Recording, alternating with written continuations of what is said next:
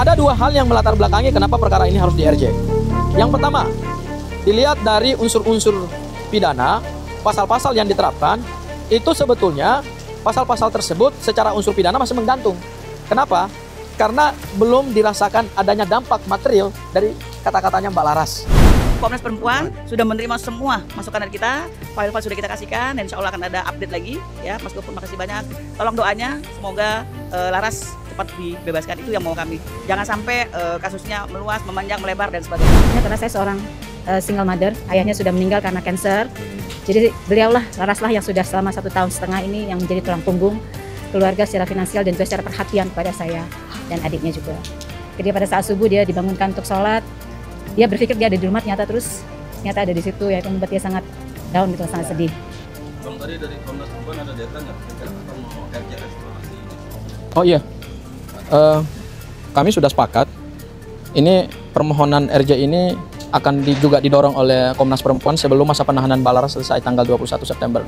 Ya Pak Prabowo yang terhormat, saya mohon kebijaksanaannya untuk membebaskan anak saya Laras Faizati. Dia hanya seorang gadis biasa, beraktivitas juga biasa, dan dia seorang anak yang sangat berbakti pada saya, ibunya, dicintai juga oleh keluarga besarnya, karena Laras itu anaknya juga memang lucu, dia tuh suka membawa suasana menjadi hidup di keluarga. Jadi memang sepupu-sepupunya pun sangat rindu sama dia. Baru saja tadi kami diterima secara resmi oleh pimpinan Komnas Perempuan.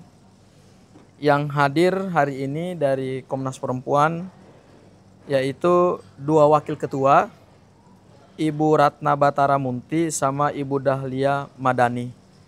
Kemudian ada 5 komisioner, yaitu Ibu Sundari, Ketua Pemantauan, Ibu Devi Rahayu, Ketua Divisi Pendidikan, Ibu Sondang Priska, Ketua Advokasi Internasional, Ibu Katarina, Ketua Resources Center, dan Ibu RR Sri Agustini, Ketua Divisi Reformasi Hukum dan Kebijakan.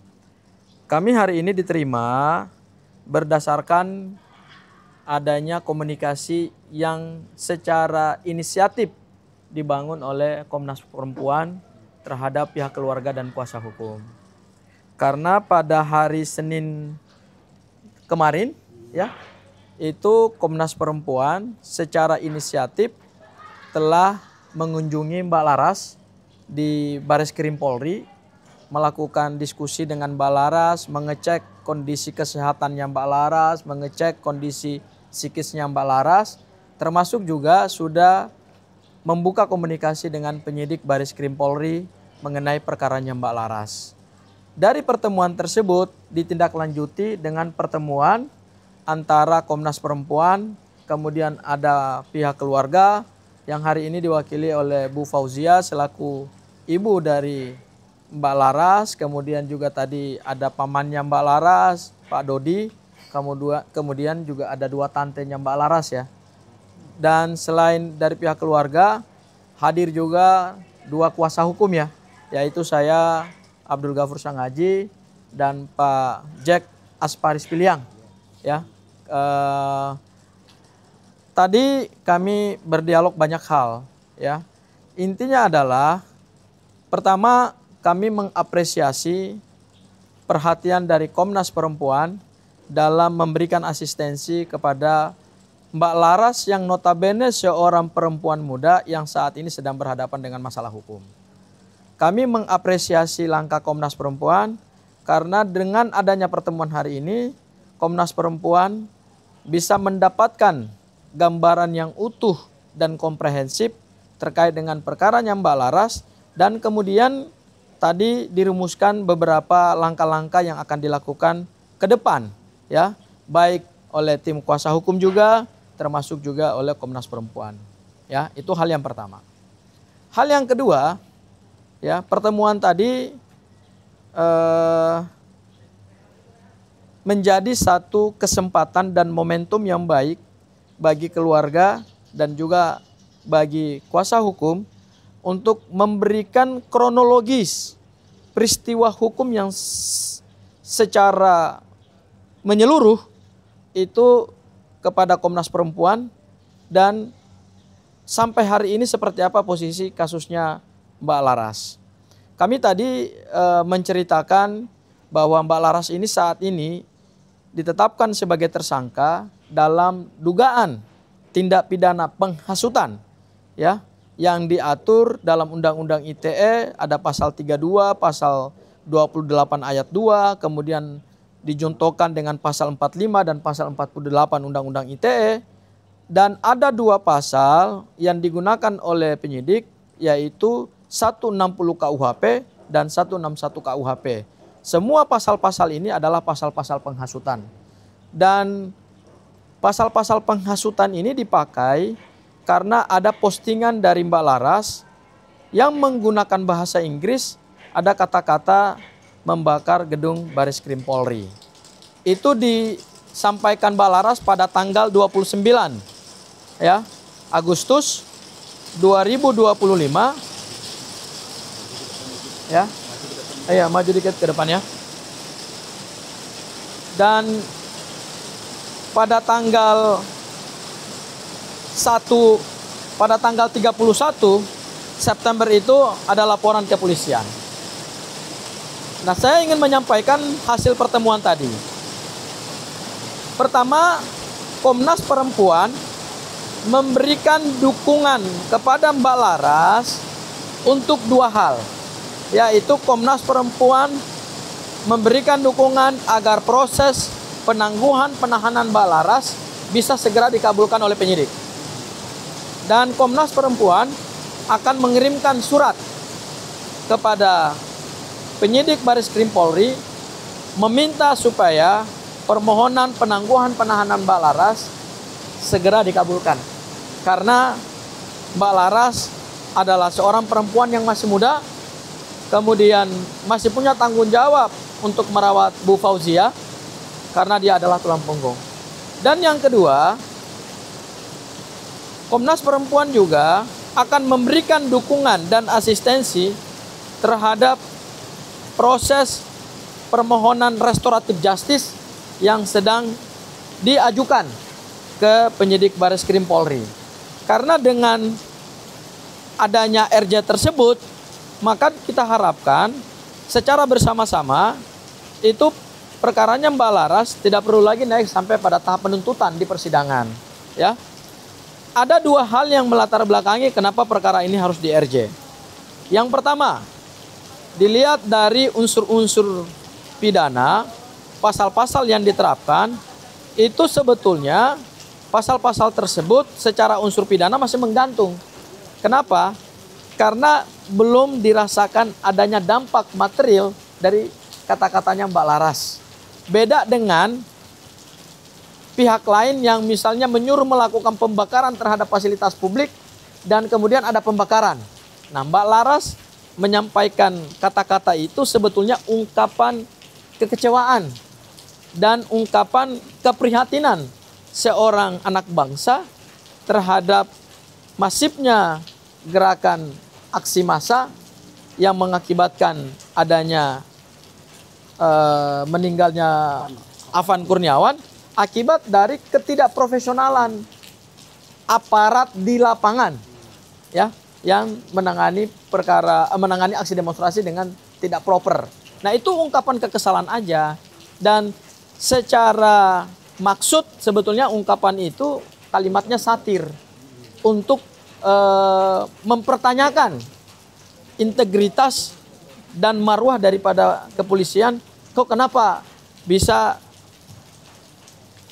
menangani aksi demonstrasi kemudian dengan cara-cara kekerasan yang mengakibatkan matinya warga negara. Jadi sebetulnya ungkapan Mbak Laras itu adalah ungkapan satir.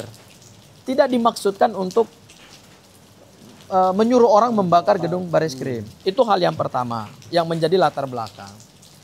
Hal yang kedua yang menjadi latar belakang juga adalah ada konsep RJ yang sudah ditawarkan oleh pemerintah, ya, terhadap 583 kasus. Yang saat ini 583 kasus itu ada yang sudah ditetapkan sebagai tersangka dan ditahan, dan ada yang sudah ditahan namun belum jelas status tersangkanya. Itu kan pernyataan resmi dari pemerintah. Nah, terhadap 583 kasus ini pemerintah mendorong supaya dilakukan RJ.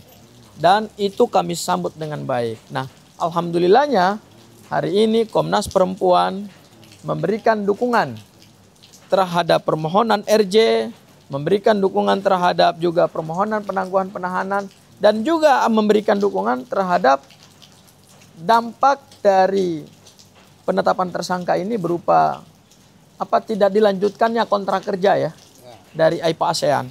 Komnas Perempuan juga concern terhadap itu, dan ada rencana juga asistensi dari Komnas Perempuan kepada AIPA ASEAN agar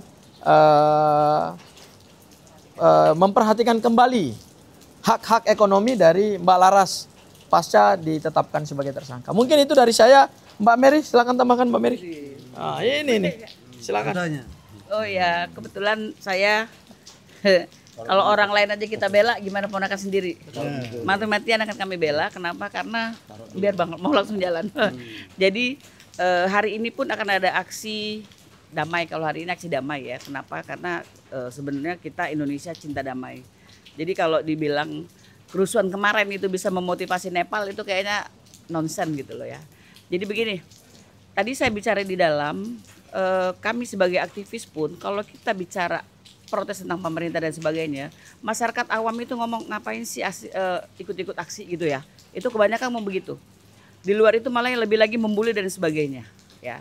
Nah, kalau ternyata masyarakat awam sudah berbicara, baik itu di media sosial ataupun dalam bentuk apapun itu, artinya memang ada sesuatu dengan negara ini, betul nggak? Nah, kami minta dengan adanya masukan-masukan seperti ini, ya pemerintah bergeraklah untuk memperbaiki diri. Kebetulan hari ini yang dibahas kita tentang Laras adalah pendapat Laras tentang bagaimana kepolisian menangani kemarin kejadian sehingga meninggalnya seorang ojol, almarhum Afan Kurniawan. Nah, kami minta kepada ibu-ibu di Komnas Perempuan untuk memperhatikan segala aspek. Makanya tadi muncul bahwa tentang AIPA, karena ini hak dari seorang warga negara, hak dari seorang Laras. Yang kenapa kok tiba-tiba pada saat dia di BAP disodorkan surat pemutusan hubungan kerja. Yang kita ketahui bersama bahwa tanda tangan itu nggak mungkin ujuk-ujuk. Kenapa? Pada saat dia diambil pun itu dia lagi zoom urusan pekerjaan. Jadi secara implisit dia itu diperpanjang. Bahkan ada rencana dia akan dikirim ke Malaysia. Nah, namun untuk syarat dan ketentuan apa yang ada dalam surat perjanjian memang harus kita perhatikan lagi. Jadi ini jadi poin juga. Terima kasih banyak bahwa Komnas HAM telah menerima kemarin. Komnas Perempuan sudah menerima semua masukan dari kita. File-file sudah kita kasihkan dan insya Allah akan ada update lagi ya. Mas Gopur makasih banyak. Tolong doanya semoga Laras cepat dibebaskan, itu yang mau kami. Jangan sampai kasusnya meluas, memanjang, melebar dan sebagainya. Terima kasih. Assalamualaikum warahmatullahi wabarakatuh. Saya Bu Mary. Ibu. Oh, Ibu. Dikit aja. Jadi Ibu. Ya, yang pasti sebagai seorang ibu saya berharap anak saya segera dibebaskan. Karena saya tahu sekali Laras itu bukan aktivis, bukan juga seorang yang kalau followernya banyak itu di ini Influencer. Bukan influencer, dia hanya seorang gadis remaja biasa yang punya akun IG. Saat itu dia hanya mencurahkan keprihatinannya. Ya, untuk itu tolonglah. Ya saya terima kasih juga kepada Komnas Perempuan ya yang sudah menerima kami hari ini. Semoga dengan pertemuan ini bisa membantulah untuk mempercepat Laras bisa dibebaskan. Amin. Tanpa harus melalui pengadilan. Amin. Karena dia seorang anak yang baik. Dia yang memperhatikan saya, ibunya, karena saya seorang single mother. Ayahnya sudah meninggal karena kanker. Jadi beliaulah, Laraslah yang sudah selama 1,5 tahun ini yang menjadi tulang punggung keluarga secara finansial dan juga secara perhatian kepada saya dan adiknya juga. Gitu. Kalau yang laporin Mbak Laras sendiri siapa sih sebenarnya, Bu? Apakah tidak disebutkan? Tidak disebut. Posting di Instagram. Iya. Kan teman-teman sekitarnya aja yang ngeliatnya itu yang lapor ini siapa? Tidak disebutkan oleh polisi, iya, oleh penyidiknya. Iya. Gitu. Kalau kondisinya sekarang Mbak Laras gimana? Di awal dia sangat tegar, tapi kemarin sudah terlihat dia mulai nangis. Iya, menangis gitu. Dia udah agak down gitulah. Bu, pertemuan terakhir dengan Mbak Laras kapan? Kemarin hari Kamis. Ya. Apa yang disampaikan pada saat berbincang-bincang Ibu dengan Mbak Laras? maksudnya Mbak Larasnya ya, dia menyampaikan bahwa dia rindu di rumah, dia rindu untuk bekerja kembali gitu. Terus dia pada saat subuh dia dibangunkan untuk sholat, dia berpikir dia ada di rumah, ternyata ada di situ, ya itu membuat dia sangat down gitu lah, sangat sedih. Itu sih. Ada titipan khusus mungkin Bu dari Ibu, mungkin sebelum menjenguk, apa makanan atau barang-barang yang Dia kalau makan sih nggak belum ini ya. Jadi bingung mau minta apapun. Tapi kalau ini biasanya buku tulis sih dia minta, dia banyak menulis sih ya. Nulis gitu. Berarti udah total berapa hari Bu? Dari tanggal 1 ya. 1 Kurang lebih 12 sampai hari ini. Bang, tadi dari Komnas Perempuan ada deadline nggak kira-kira kapan mau RJ restorasi justice? Oh iya, kami sudah sepakat. Ini permohonan RJ ini akan juga didorong oleh Komnas Perempuan sebelum masa penahanan Mbak Laras selesai tanggal 21 September. Ya, artinya sekarang ini kan posisi kita tanggal 12 ya, kurang lebih 9 hari lagi ya.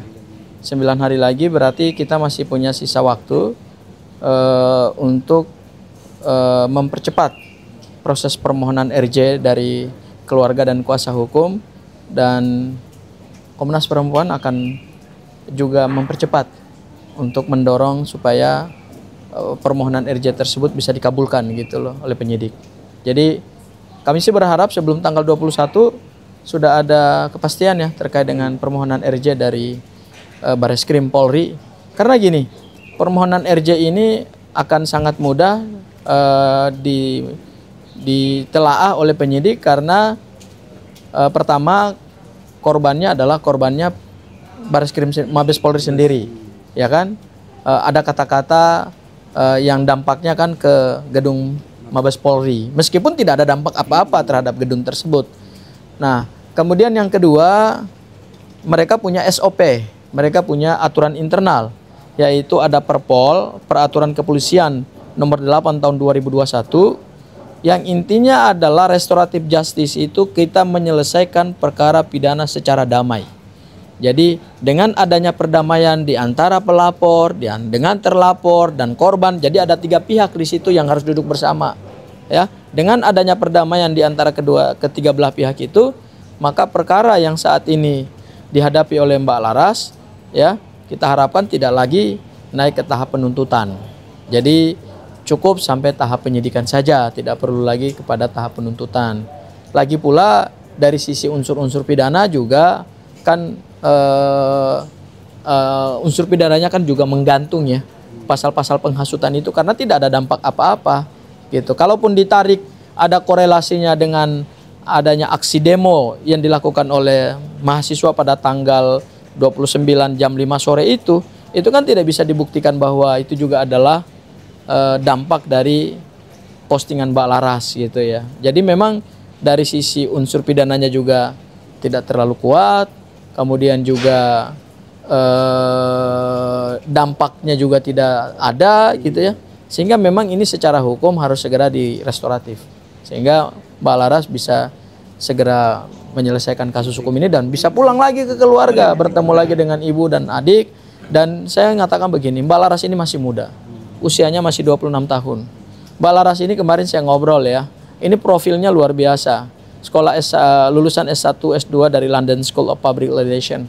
Kemudian pernah bekerja di Dubai. Pernah juga membantu anak-anak Ceko, mengajari anak-anak Ceko tentang budaya Indonesia pada saat masih mahasiswa. Itu di luar negeri loh. Artinya Mbak Laras ini pernah jadi duta Indonesia, meskipun tidak secara resmi, tapi menjadi duta. Karena gini, konsep hubungan internasional itu kan bukan hanya government to government, tetapi warga negara juga bisa menjadi bagian dari aktor internasional dengan cara mereka melibatkan diri untuk memperkenalkan budaya, tradisi, nilai-nilai Indonesia kepada luar negeri sehingga luar negeri bisa paham. Dan Mbak Laras pernah melakukan itu di Ceko, mengajari anak-anak kecil tentang budaya Indonesia, dan kemudian juga pernah bekerja di Kedutaan Besar Amerika, magang di Kedutaan Besar Amerika di Jakarta sebelum bekerja di AIPAS ya. Jadi kalau kita lihat profilnya, Mbak Laras ini masih muda, masih punya masa depan yang panjang, Mudah-mudahan pemerintah mau mendengarkan ini. Bapak Presiden Prabowo, Bapak Kapolri Listio Sigit, Bapak Kabareskrim, Bapak Direktur Tindak Pidana Cyber, ya kan? Mbak Laras juga bersedia kok minta maaf kepada Polri, ya kan? Karena ini mau dianggap sebagai satu bagian dari pembelajaran seorang anak muda gitu, supaya nanti ke depan menjadi anak muda Indonesia yang jauh lebih hebat lagi. Dan Indonesia perlu bangga, pemerintah perlu bangga dan memberikan perlindungan terhadap anak-anak muda yang cerdas-cerdas, dan mereka ini kritis, ya, harus diberikan wadah untuk mereka menyampaikan kritikan mereka dalam rangka membangun Indonesia yang lebih baik. Mungkin itu Bang Jack bisa tambahin, Bang. Boleh saya tambahin? Tambahin. Ibunya bisa tambahin. Saya tambahkan bahwa di dalam masa penahanan ini teman-temannya Laras tuh sangat mendukung dan sangat percaya bahwa Laras tidak seperti yang diberitakan di media-media ini ya. Banyak sekali yang jenguk teman-temannya itu dan mendukung Laras. Itu aja sih. Pesan khusus mungkin untuk Pak Prabowo permintaan. Ya Pak Prabowo yang terhormat, saya mohon kebijaksanaannya untuk membebaskan anak saya Laras Faizati. Dia hanya seorang gadis biasa, beraktivitas juga biasa, dan dia seorang anak yang sangat berbakti pada saya, ibunya, dicintai juga oleh keluarga besarnya, karena Laras tuh anaknya juga memang lucu, dia tuh suka membawa suasana menjadi hidup di keluarga. Jadi memang sepupu-sepupunya pun sangat rindu sama dia dan sangat mendukung. Mohon Pak Prabowo supaya mempertimbangkan anak saya, tolong bebaskan anak saya, tidak usah dilanjutkan ke yang lebih jauh lagi Pak. Karena Laras tuh ya teman saya di rumah itu. Bukan teman ya, memang saya bergantung juga pada dia. Saya mohon Pak Prabowo untuk mempertimbangkan, tolong bebaskan anak saya segera Pak. Terima kasih. Laras berarti siap untuk menyampaikan permintaan apa sih? Iya. Bersedia. Cukup. Oke. Bang Jack. Sudah cukup. Tadi udah sampaikan mau ukur semua tadi, ya.